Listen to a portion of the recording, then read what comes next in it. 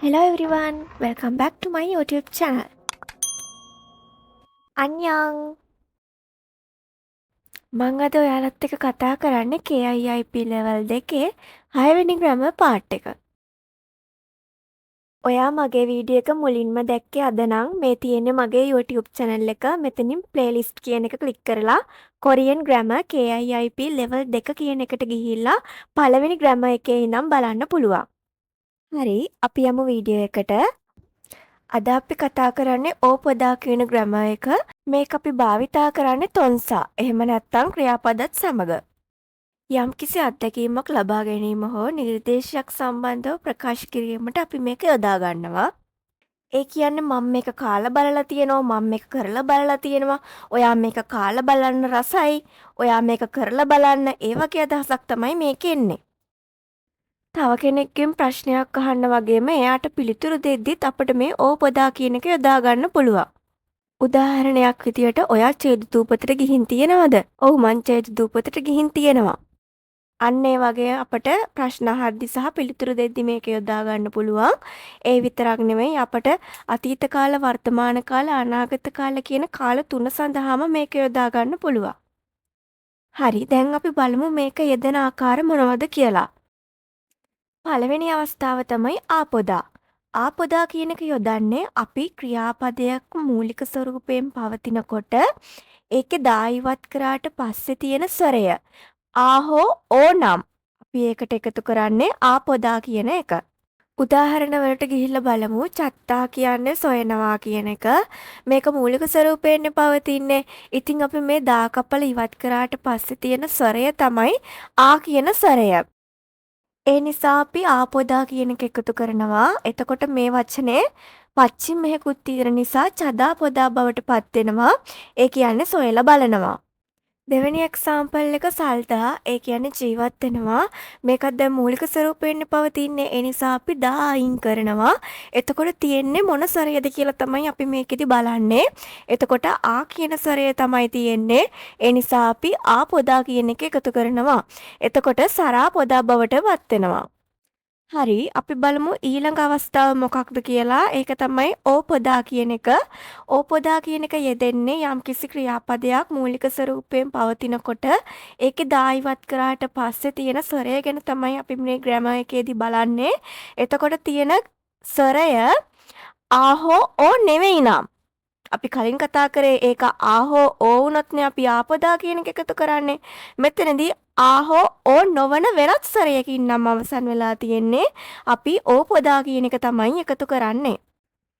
Example වල ඉප්තා කියන්නේ අඳිනවා. එතකොට මේකේ මූලික ස්වරූපයෙන් පවතින නිසා අපි දා ඉවත් කරනවා. එතකොට ඊට පස්සේ තියෙන ස්වරය මොකක්ද කියලා තමයි බලන්නේ. අවසානයේ තියෙන දා ඉවත් කරාට පස්සේ තියෙන අවසන් ස්වරය මොකක්ද කියලා බලනවා. එතකොට ආවත් ඕවත් නෙවෙයි ඊ කියන ස්වරය තමයි තියෙන්නේ. ඒ නිසා අපි ඕපදා කියන එක තමයි එකතු කරන්නේ. එතකොට පච්චිම් පා තියෙන නිසා අපි මේක කියවද්දි කියවෙන්නේ ඉබොපොදා කියලා. ඊළඟ එක තමයි සදා. ලියනවා භාවිතා කරනවා කියන තේරුම් දෙකම මේකෙන් එනවා. එතකොට මේක මූලික ස්වරූපයෙන් පවතින නිසා අපි දා කපලා ඉවත් කරනවා. එතකොට තියෙන ස්වරය මොකක්ද කියලා තමයි අපි බලන්නේ. එතකොට තියෙන්නේ ආවත් ඕවත් නොවන වෙනත් ස්වරයක්. එහෙනම් අපි එකතු කරන්නේ ඕපදා කියන එක. ඒ නිසා සෝපදා බවට පත් වෙනවා. හරි, තුන්වෙනි අවස්ථාව තමයි මේ ග්‍රැමර් එක යෙදෙන හේපොදා කියන එක යොදන අවස්ථාව. ඔයාලා දැකලා ඇති සමහර ක්‍රියාපද අගට හදා කියන එක යෙදිලා තියෙනවා. අන්න එවැනි ක්‍රියාපද වලට අපි මේ හේපොදා කියන එක තමයි එකතු කරන්නේ. එක්සැම්පල් වලට ගිහිල්ලා බලමු. කොඹු හදා කියන්නේ ඉගෙන ගන්නවා. එතකොට මේකේ හදා කියන එක තියෙනවා. අපි ඒ නිසා මේක කපලා ඉවත් කරලා හේපොදා කියන එක එකතු කරනවා. එතකොට කොඹු හේපොදා ඉගෙනගෙන බලනවා. ඒ වගේම තමයි ඉල් හදා කියන එකෙත් මේ හදා කියන එක තියෙනවා. අපි හදා කියන එක ඉවත් කරලා හේ පොදා කියන එක එකතු කරනවා. එතකොට ඉල්හේ පොදා. ඉල් හදා කියන්නේ වැඩ කරනවා. ඉල්හේ පොදා කියන්නේ වැඩ කරලා බලනවා. හරි දැන් ඔයාලට මේ තුන යෙදෙන්නේ කොහොමද කියලා වෙන වෙනම තේරෙනවා ඇති. කෙටියෙන්ම කියනවා නම් මේ ග්‍රැමර් එකේදී මූලික ස්වරූපයෙන් පවතින ක්‍රියාපදයක දායිවත් කරනවා. ඊට පස්සේ තියෙන ස්වරය ගැන තමයි අපි මෙතනදී බලන්න ඕන. ඒක ආ හෝ ඕ කියන ස්වරයන් නම් තියෙන්නේ. අපි ආපදා කියන එක එකතු කරනවා. එතකොට ආ හෝ ඕ නොවන වෙනත් ස්වරයක් නම් තියෙන්නේ. අපි ඕපදා කියන එක එකතු කරනවා. ඒ දෙකම නැතුව හදා කියන එකෙන් නම් මේ ක්‍රියාපදේ ඉවර වෙලා තියෙන්නේ අපි හේපොදා කියන එක එකතු කරනවා. හරි ඊළඟට ඔයාලා දැනගන්න ඕන විශේෂම දේ තමයි අපි මේ ඉගෙනගත්ත නීතියට පටහැනිව යන අවස්ථාවන් තියෙනවා. ඒක අපි අවිධිමත් ක්‍රමය කියලා කියනවා. ඒ වගේ අවස්ථාවන් දෙකක් මේ ටේබල් එකේ දීලා තියෙනවා. පළවෙනි එක තත්තා. ඒ කියන්නේ ඇහුම්කම් දෙනවා කියන එක. එතකොට මේකේ පච්චිම් ත තියෙන නිසා අපි මේ පච්චිම් තයන්න ඉවත් කරලා ඒකට ඉල් පච්චිම් එකතු කරලා ඕ පොදා එකතු කරලා තියෙනවා. එතකොට තරෝ පොදා බවට පත් වෙලා තියෙනවා. ඉතින් මේක අපි සාමාන්‍ය ඉගෙනගත්ත රීතියට වඩා වෙනස් නිසා මේක ඔයාලා අනිවාර්යෙන් විශේෂයෙන් මතක තියාගන්න ඕනේ අවස්ථාවක්. ඒ වගේම තමයි නුප්තා කියන්නේ වැතිර නිදා සිටිනවා. මෙතන ඔයාලට පේනවා ප පච්චිම් තියෙනවා. එතකොට ප පච්චිම් ඉවත් වෙලා ඒක ඌ බවට පත් වෙනවා. එතකොට මේකට අපි ඕ පදා කියන එක තමයි එකතු කරන්නේ. එතකොට මේ ඌ සහ ඕ කියන එක එකතු වෙලා වෝ හැදිලා තියෙනවා. එතකොට නුවෝ පදා බවට පත් වෙලා තියෙනවා. හරි දැන් අපි බලමු වාක්‍ය වලට මේක යෙදෙන්නේ කොහොමද කියලා. 이 원피스 디자인이 마음에 들어요. 제 사이즈가 있어요. මේ ඇඳුම ඩිසයින් එකට මම කැමතියි මගේ හිතට දැනෙනවා. මගේ සයිස් එක තියෙනවද කියලා අහන්නේ. එතකොට නේ ඊගොල්ලෝ හන්බොන් ඊබොබොසයෝ. ඔව් මේක එකපාරක් ඇඳලා බලන්න කියලා තමයි කියන්නේ. එතකොට ඉප්තා කියන්නේ අඳිනවා කියන එක. එතකොට ඒකේ තා ඉවත් කරාට පස්සේ තියෙන ස්වරය මොකක්ද කියලා බලනවා. එතකොට ආ හෝ ඕ කියන ස්වරය නෙවෙයි නම් තියෙන්නේ අපි ඕ පොදා කියන එක තමයි එකතු කරලා තියෙන්නේ. ඒ නිසා ඉබ්බෝ බොසයෝ කියන එක බවට හැදිලා තියෙනවා. පච්චිම් පා තියෙන නිසා ඒක ඕ එක් එකතු වෙලා පෝ බවට පත් වෙලා තියෙනවා. එතකොට ඉබ්බෝ පොදා කියන එක තමයි මෙතන ඉබ්බ බොසයෝ බවට පත් වෙලා තියෙන්නේ. ඊළඟ එක චේතුදෝ කාපස්සයෝ අස්සයෝ ඔස්සයෝ යෙදලා තියෙනවා නම් ඔයාලා දන්නවා ඒක අතීත කාලයි කියලා. ඉතින් මම ඔයාලට කිව්වා මේ ග්‍රැමර් එක අතීත කාල වර්තමාන කාල අනාගත කාල කියන හැම කාලයක් සඳහාම යොදා ගන්න පුළුවන් කියලා. ඉතින් මේක අතීත කාලෙන් දීපු එක්සැම්පල් එකක්. මෙතන ප්‍රශ්නයක් විදියට අහන්නේ ඔයා චේදුදූ වලට ගිහිල්ලා බලලා තියෙනවද කියලා තමයි අහන්නේ. නේ චග්නොන් යොරම් ඒ කාපස්සයෝ. ඔව් ගිය අවුරුද්දේ සමයකේ ගිහිල්ලා බැලුවා කියලා තමයි මෙතන කියන්නේ.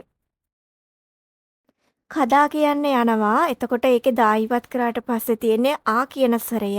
ඒ නිසා අපි ආපදා කියන එක තමයි එකතු කරන්නේ. නමුත් මෙතන මතක තියාගන්න කා කියන එකේ අයන්නයි අපි එකතු කරන ආපදා කියන එකේ අයන්නයි අයුරු දෙකක් තියෙන අවස්ථාවක අපි එක ආ එකයි එකතු කරන්න කියලා.